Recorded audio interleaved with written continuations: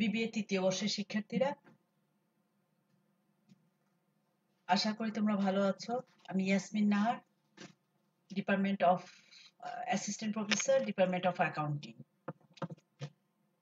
করোনার এই মহামারীর সময়টায় তোমরা অবশ্যই বাসায় বসে আছো, বাসায় আছো, নিরাপদে আছো, এবং এই সময়টাকে তোমরা পড়াশোনা এবং অন্যান্য ক্রিয়েটিভ কিছু কাজে ব্যয় করছো, এটাই আমাদের আশা। তোমরা ক্লাসের পড়াশোনার বাইরেও এক্সটার্নাল যে পড়াশোনা, চাকরি বিষয়ে পড়াশোনাগুলো, এগুলো একটু চালিয়ে যাওয়া, কারণ এই চাকরির পড়াটা যেটা, সেটা হলো কি একটি কন্টিনিউয়াস প্রসেস। হঠাৎ করে পড়লে কোনো সিলেবাস কিংবা একটা প্রিলিমিনারি ক্ষেত্রে বিশেষ করে তেমন কোনো সিলেবাস নেই। এখানে নলেজের পরিধিটা বিশাল হতে হয়। সুতরাং তোমরা এটা একটা কন্টিনিউয়াস প্রসেস হিসেবে সাহিত্য থেকে শুরু করে আন্তর্জাতিক বিষয় এগুলির দিকে তোমরা নজর দিবে এবং সময়টাকে তোমরা সুন্দরভাবে ব্যবহার করার চেষ্টা করবে, এই আশাই রাখছি। আজ আমি তোমাদের কর্পোরেট ফিনান্সিয়াল ম্যানেজমেন্ট সাবজেক্টের চ্যাপ্টার ডিভিডেন্ড পলিসি চ্যাপ্টারটা নিয়ে আলোচনা করব। গত দুই থেকে তিনটি ক্লাস বোধহয় আমি নিয়েছি এর উপরে, এবং আগামীতেও আরো দুই একটি ক্লাস নিব। তারপরে আজ তোমাদের এই চ্যাপ্টারে share repurchase, types of stock repurchase, method of repurchase, benefit of repurchase এবং জাতীয় বিশ্ববিদ্যালয়ের একটি প্রবলেম সলভ করে দেখাবো। শেয়ার রিপারচেজ কি? যখন কোম্পানি বাজার থেকে তাদের শেয়ারগুলোকে কিনে পুনরায় কিনে নেয়, তখন তাকে আমরা বলি শেয়ার রিপারচেজ।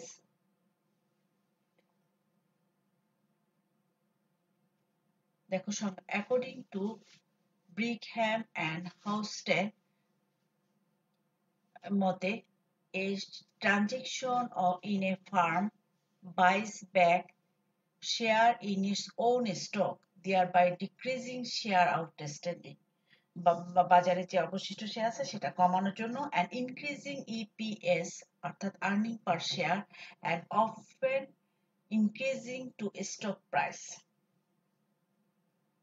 অর্থাৎ ফার্ম যখন তাদের ক্যাশে মানে অর্থনৈতিক পজিশন ভালো থাকে, তখন তারা বাজারের থেকে তাদের শেয়ারগুলোকে পুনরায় কিনে শেয়ার ইকুইটির সংখ্যা বাড়িয়ে দেয়, ইকুইটি বাড়িয়ে দেয়, ফলে তাদের আর্নিং পার শেয়ার বাড়ে এবং ডিভিডেন্ড যে আউটফ্লোটা ডিভিডেন্ড হিসেবে সেটা কমে যায়, and increasing the stock price, এবং স্টক প্রাইসটা ইনক্রিজ করে। অ্যাকর্ডিং টু ICABর মতে, as an alternative to dividend payment, a company might consider using the cash to repurchase issued share, অর্থাৎ reducing equity and increasing gearing. Next, types of stock repurchase. Stock রিপারচেজের প্রকারভেদ হলো কি, there are three principal types of stock repurchase. একটা হলো one হলো গিয়ে situation where the firm has cash available for distribution to its stockholder, যখন ফার্মের ক্যাশ অ্যাভেলেবল, পর্যাপ্ত পরিমাণ ক্যাশ থাকে যে স্টক মধ্যে ডিস্ট্রিবিউশন করার জন্য, and is distributes this cash by repurchase shares rather than by paying cash dividend. Cash dividend পেতে তারা স্টক রিপারচেজ কিংবা শেয়ার রিপারচেজ তাদের জন্য বেশি ইফেক্টিভ হয়, তাতে ভ্যালু অফ দি ফার্ম অনেক সময় বেড়ে যায়। দ্বিতীয়ত হলো situation where the firm conclude that its capital structure is too heavily weighted with equity, and it sells a debt and issue the proceed to buy back its stock. আমরা সাধারণত জানি যে ক্যাপিটাল স্ট্রাকচারটা কিসে হয়, ইকুইটি, ডিভিডেন্ড, ইকুইটি, ডেট, এগুলি কম্বিনেশনে যদি আমাদের ক্যাপিটাল স্ট্রাকচারটা আমরা গঠন করে থাকি, এলিমেন্ট হয়ে মানে আমার কথা ক্যাপিটাল স্ট্রাকচার এলিমেন্ট হলো কে ইকুইটি অ্যান্ড ডেট। যদি বলছে টু হেভিলি ওয়েটেড উইথ ইকুইটির মাধ্যমে যদি এটা হেভিলি ওয়েটেড হয় মানে পর্যাপ্ত পরিমাণ ইকুইটি থাকে, and it sells bad debt sells গুলো লোন গুলো যেগুলো থাকে সেগুলো সেল করে দেবে as and use the proceeds to buy back its স্টকটাকে সে এইটাকে back ফেরত আনবে ডেট বিক্রি করে। The situation where the firm has issued option to employees situation where the firm issued option to employees and it issue open market repurchase to obtain stock for use when the option are exercised.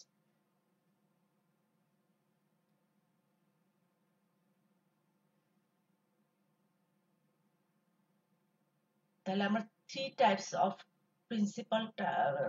Types of stock purchase দেখলাম। একটা হলো কি যদি cash available থাকে, আর একটি হলো কি যদি ইকুইটির পরিমাণটা পর্যাপ্ত পরিমাণ থাকে ক্যাপিটাল স্ট্রাকচারে, and situation of the firm has issued option to এমপ্লয়ীদের মধ্যে firms has issued options to এমপ্লয়ীদের মধ্যে যদি অপশনটা দিয়ে এটা দিয়ে থাকে ক্রয় করা, it use open market repurchase, তখন সেই ওপেন মার্কেট থেকে এটা রিপারচেস করে to obtain stock for use when the option are exercised.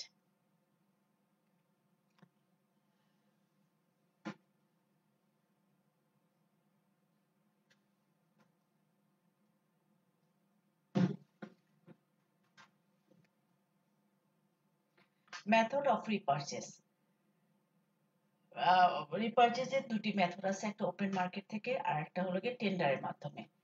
Open market হলো গিয়ে দি mechanics of cash dividend payment are virtually the same for every dividend paid by every public company.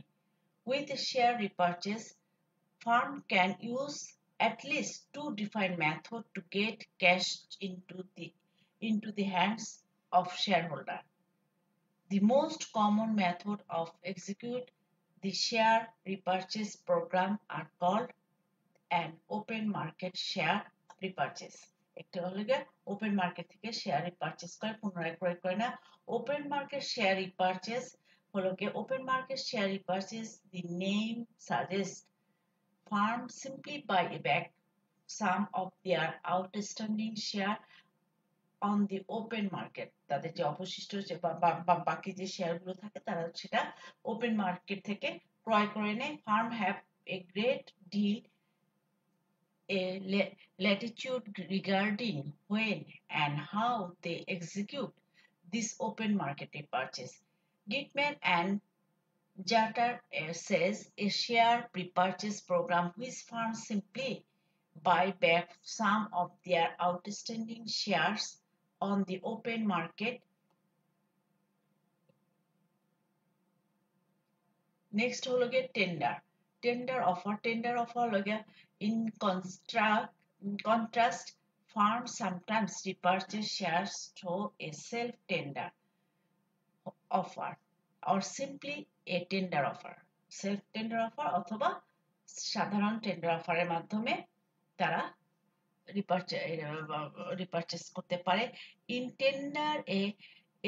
a tender offer, a firm announces the price of it is willing to pay to buy back shares and quantity of shares it wishes to repurchase.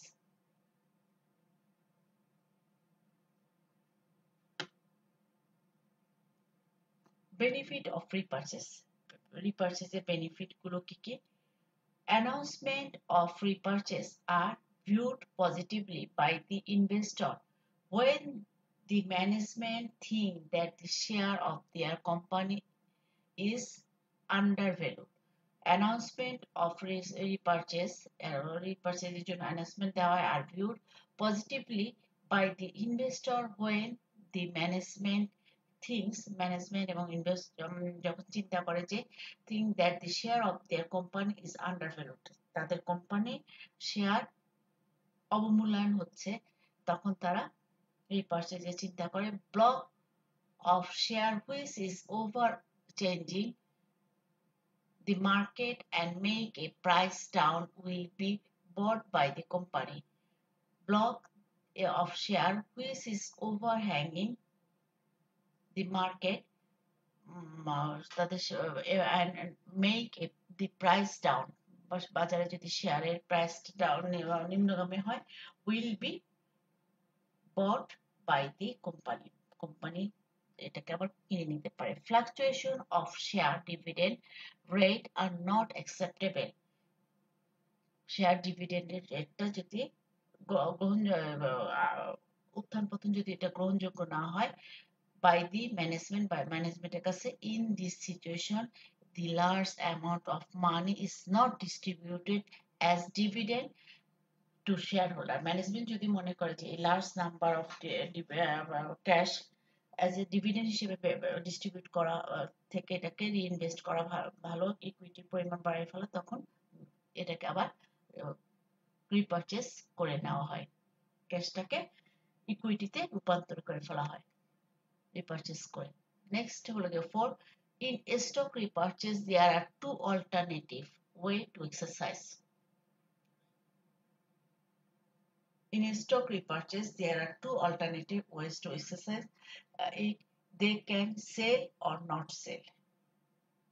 With the cash dividend, on the other hand, a stockholder must accept a dividend payment and pay tax. Dividend payment করবে এবং ট্যাক্সও payment করবে। Thus, those stockholders who need cash can sell back some of their share. স্টকহোল্ডাররা যদি তাদের শেয়ারের sell করে দেয়, while those who do not want additional cash can simply retain their stock. From a tax and standpoint, a repurchase permit both types of stockholders to get what they want.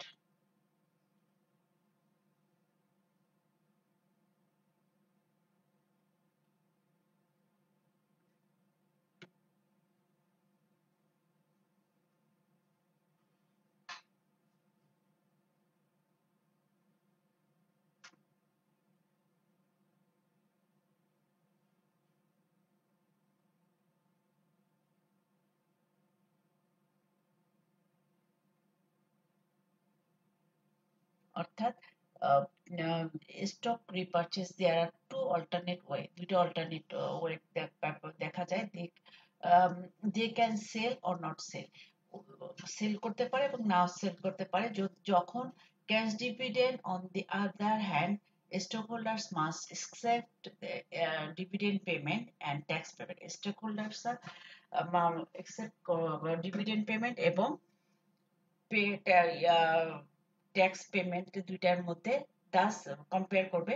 Das those stockholder who need cash, যেসব স্টকহোল্ডারদের ক্যাশের প্রয়োজন হয়, can sell back some of their shares, তখন তারা তাদের শেয়ারে, যখন তাদের ক্যাশের প্রয়োজন হয় তখন তারা তাদের শেয়ার স্টক কিছুটা শেয়ার করে সেল করে দিতে পারে, তাদের স্টকগুলো সেল করে দেয়। While those who do not want additional cash, যাদের additional ক্যাশের প্রয়োজন হয় না, can simply retain their stock. From a tax standpoint, a repurchase permit both types of stockholders to get what they want. তারা কি চায়, এতে তাদের যদি ক্যাশ প্রয়োজন হয় তাহলে সেল করে দিতে পারে এবং এটাকে যখন দরকার হয় না সেটাকে ধরে রাখতে পারে, এবং ট্যাক্স স্ট্যান্ড পয়েন্টে তারা বিবেচনা করতে পারে যে তারা কি করবে।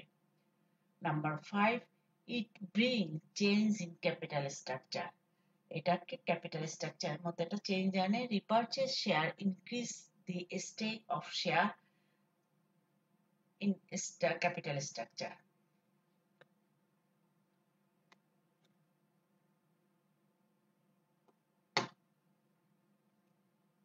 নেক্সট আমরা একটা প্রবলেম দেখি জাতীয় বিশ্ববিদ্যালয় থেকে। জাতীয় বিশ্ববিদ্যালয়ের একটা প্রবলেম, সেটা হলো গিয়ে মারিয়া limited has a cost of equity of 12% current market value of the firm is 20 lakh taka at the rate of 20 টাকা per share. পার শেয়ারের মূল্য 20 টাকা এবং তাদের ভ্যালু অফ দি ফার্ম হলো গিয়ে কত, 20 লাখ টাকা। তাহলে per total number of share হবে কত, 20 lakh divide to 20 is equal to 1 lakh share এবং এটার কস্ট অফ ইকুইটি হলো গিয়ে 12%।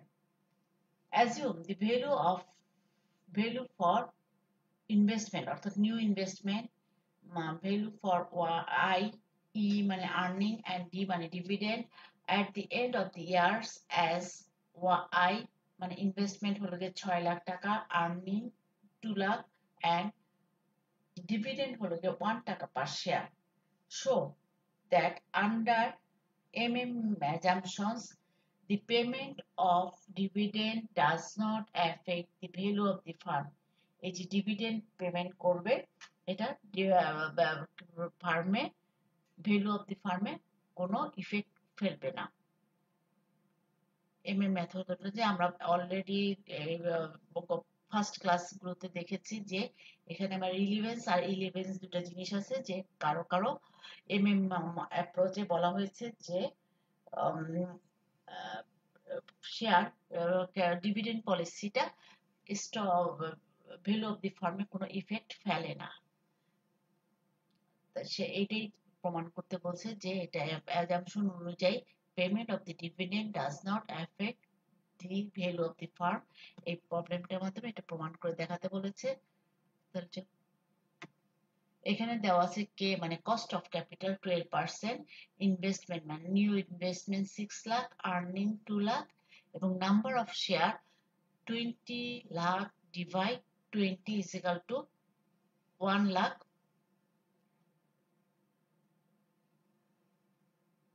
ডিভিডেন্ড পার শেয়ার 1 টাকা পার শেয়ার। এখন requirement value of the firm when dividend are paid, যখন ডিভিডেন্ড পেড করা হচ্ছে তখন ভ্যালু অফ দি ফার্মে ভ্যালু কত। তারপর এখানে কয়েকটা স্টেপ আছে। Number 1, price per share at the end of the year. Price per share at the end of the year. P O is equal to হলো market share, share price per share price is equal to dividend D1 plus P1 P1 হলো গিয়ে market value of the share আর dividend D1 মানে divide 1 plus কে মানে cost of equity. তাহলে এখানে দেওয়া আছে P1 is equal to তাহলে PO into 1 plus K, সমাধানটা করলে আমরা পাই মাইনাস D1। তাহলে পার share price per share price is equal to আমরা জানি কত 20 টাকা। per share price is equal to 20 টাকা। দেখো এখানে per share price কত, 20 টাকা। 20 টাকা per share price, তাহলে এখানে 20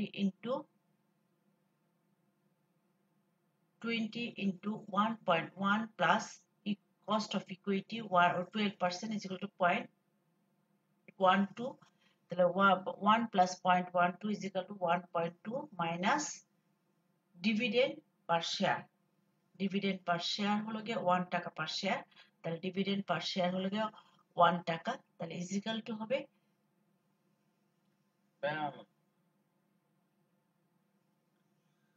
22.4 minus 1 is equal to 21.4, অর্থাৎ price per share at the end of the year. Price per share at the end of the year লোকে শেয়ারের মূল্য 21.40, আর যেটা নরমালি ছিল পার শেয়ার প্রাইস 20 টাকা। Next, amount required to the issued for the issue of new share। amount required to the issued from the issue of new share, যখন আমরা কতটা amount required to issue from the issue of new share যখন আমরা issue করতেছি তখন এটার কত বা কি পরিমাণ অর্থের প্রয়োজন। তাহলে এখানে দেখো, এখানে আমি ওই ডেল্টা এন সাইনটা এইভাবে দিয়েছি, কারণ অ্যারো চিহ্ন দিয়ে, উল্টা অ্যারো দিয়ে, delta N P1 is equal to 1 minus E minus N D1। এখানে ডেল্টা N মানে হলো কি additional issued share, P and price per share at the end of the year is equal to 1 minus earning minus N number of share N number of share and dividend per share into dividend per share। তাহলে এখানে delta N P1 is equal to হবে, earning ছিল আমার 6 lakh minus, এটা 1 minus investment, sorry এটা 1 না, এটা I হবে 1 minus 6 lakh minus earning 2 lakh minus number of share 1 lakh আর per share dividend 1 is equal to 1 lakh। তাহলে হবে additional issued share is equal to 6 lakh minus 1 lakh, calculate করলে আমরা পাই 1 lakh is equal to 5 lakh। তাহলে additional issued share is equal to 5 lakh। Number of additional share to be issued, কতগুলো additional share আমাদের জন্য issue করার প্রয়োজন আছে। তাহলে এখানে delta N into 5 lakh divide P1, অর্থাৎ price at the end of price per share at the end of the year। এখন 5 lakh রে যদি আমি 21.40 দিয়ে ডিভাইড করি তাহলে আমরা পাবো 23,364.49। তাহলে নাম্বার অফ এডিশনাল শেয়ারের পরিমাণ হলো 23,364.49।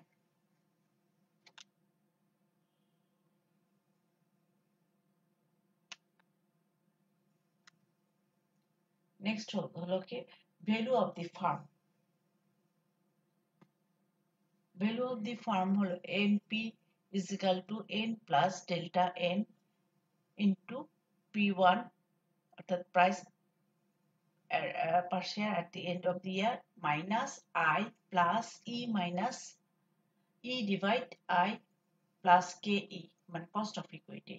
তাহলে NP is equal to number of value of the firm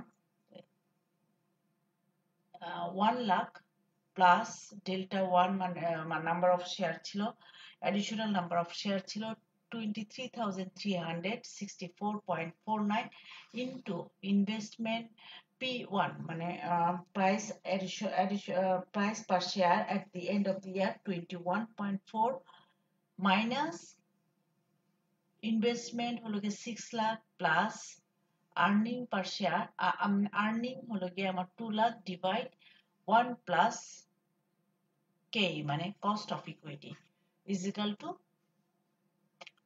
এটাকে তোমার একটু কারেকশন করে নিও, 1 যেটা দেওয়া আছে ইনভেস্টমেন্ট হবে ওটা আই হবে এখানে। তাহলে আমার ক্যালকুলেশন করলে আমি পাচ্ছি 20 লাখ টাকা। Value of the firm 20 lakh টাকা। রিকোয়ারমেন্ট বি হলো গিয়ে value of the firm when dividend is not payment. এখানে আমি যখন ডিভিডেন্ড দিচ্ছি পার শেয়ার 1 টাকা, তখন আমাদের ভ্যালু অফ দি ফার্ম ছিল 200 টাকা, 20 লাখ টাকা। এখন যখন যদি আমি ডিভিডেন্ড পেমেন্ট না করি তাহলে আমাদের ভ্যালু অফ দি ফার্ম কি হবে সেটাকে দেখি। Price per share at the end of the year, যখন আমরা ডিভিডেন্ড প্রদান করেছি তখন ভ্যালু বা price per share at the end of the year ছিল 21.40। এখন দেখি PO is equal to D1 plus P1 divide 1 minus K। D1 মানে হলো dividend per share plus P1 is equal to PO মানে price per share 1 plus K মানে K cost of equity তাহলে হলো P1 is equal to 20 into 1.12 minus 0 dividend এখানে আমি দিচ্ছি না ডিভিডেন্ডের পরিমাণ 0 তাহলে এখানে আমার cost of price of per share at the end of the year 22.4. Next হলো গিয়ে amount required to be raised from the issue of new share. Amount required raised from the issue of new share. কি পরিমাণ অর্থের প্রয়োজন নতুন share issue করলে delta n p into p1 is equal to investment minus e minus d তাহলে এখানে ই হলো গিয়ে 6 লাখ আর্নিং হলো গিয়ে 2 lakh and dividend is equal to 0 তাহলে 5 lakh 6 lakh minus 2 lakh is equal to 4 lakh তাহলে amount required to be raised from the issue of new share হলো গিয়ে আমার 4 lakh number 3 calculation number of share to be issue কতগুলো শেয়ার ইস্যু করতে হবে এখানে আমার ছিল 4 লাখ এবং price per share at the end of the year ছিল 22 point something 22.4 তাহলে এখানে আসবে হলো গিয়ে 17,857.14 যেটা ছিল হলো গিয়ে যখন আমি ডিভিডেন্ড ইস্যু করেছিলাম তখন ছিল এটার পরিমাণ 23,364.49 আর যখন ডিভিডেন্ড ইস্যু করতেছিলাম তখন অ্যামাউন্টটার পরিমাণ 73 শেয়ারের পরিমাণ হলো নাম্বার অফ শেয়ার 17,857 তাহলে ভ্যালু অফ দি ফার্ম হবে ডেল্টা এন ইনটু P1 অর্থাৎ না price per share at the end of the year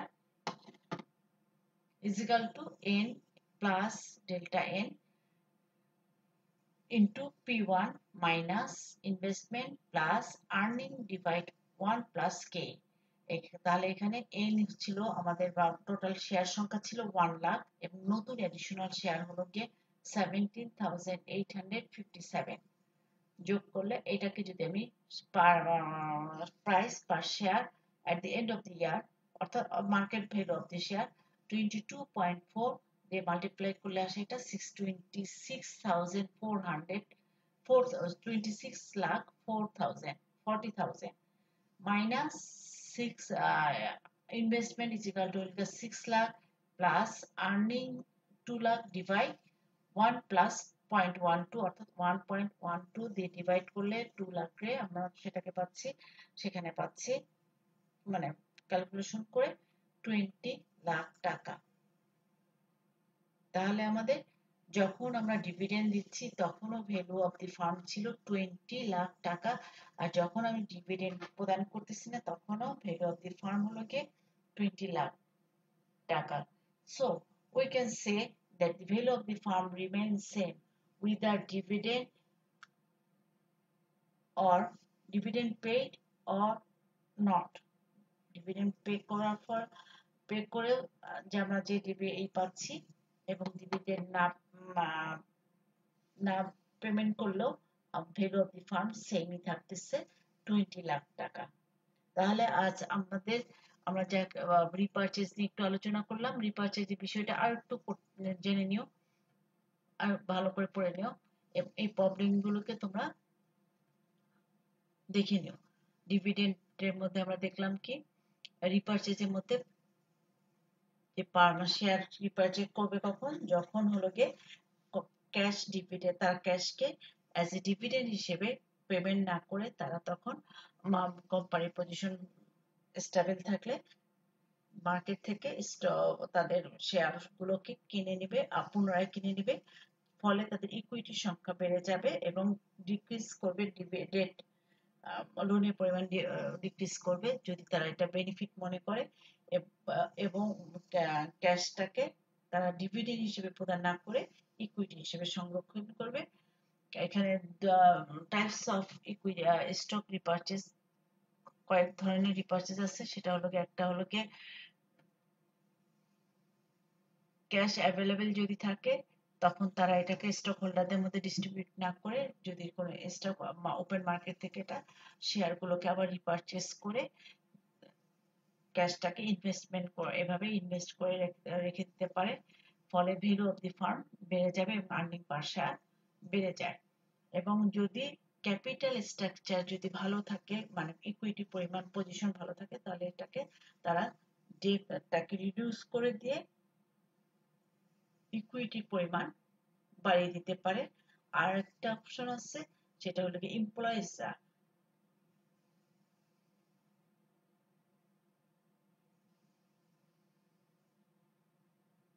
এমপ্লয়ীদের যদি ওপেন মার্কেট থেকে শেয়ার ইস্যু স্টক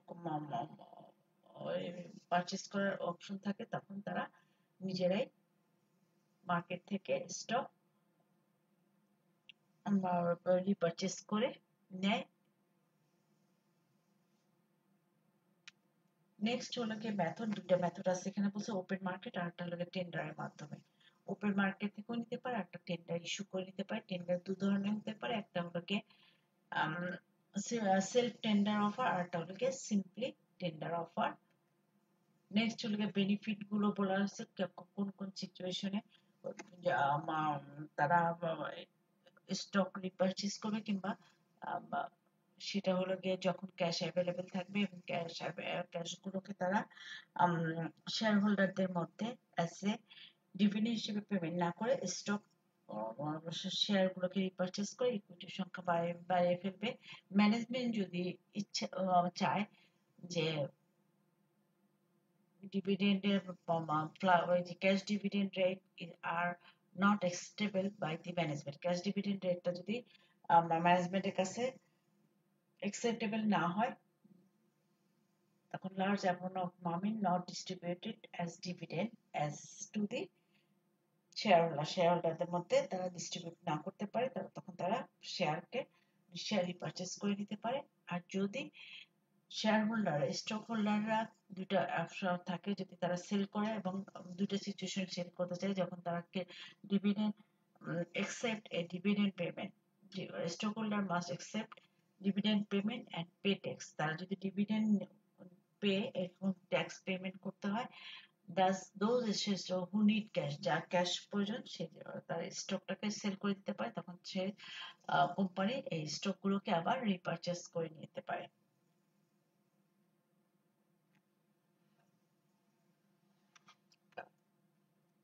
এবং আমরা একটা প্রবলেম দেখলাম, সেটা প্রবলেমটা হলো কি এমএম অ্যাপ্রোচ, যে অ্যাপ্রোচে বলা হয়েছে যে যদি আমরা ডিভিডেন্ড প্রদান করি তাহলে এটা ডিভিডেন্ড পলিসি কোম্পানির ভ্যালু অফ দি ফার্মে কোনো ইফেক্ট করে না।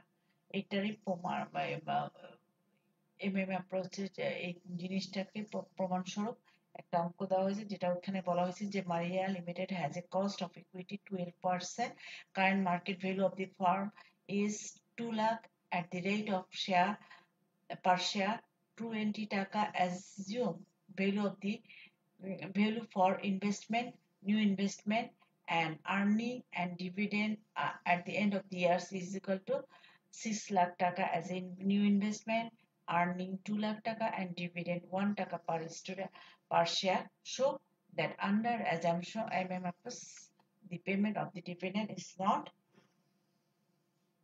affect the value of the fund.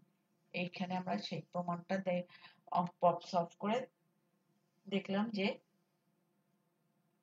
Dividend payment করলে এবং ডিভিডেন্ড পেমেন্ট না করলেও value of the farm is same.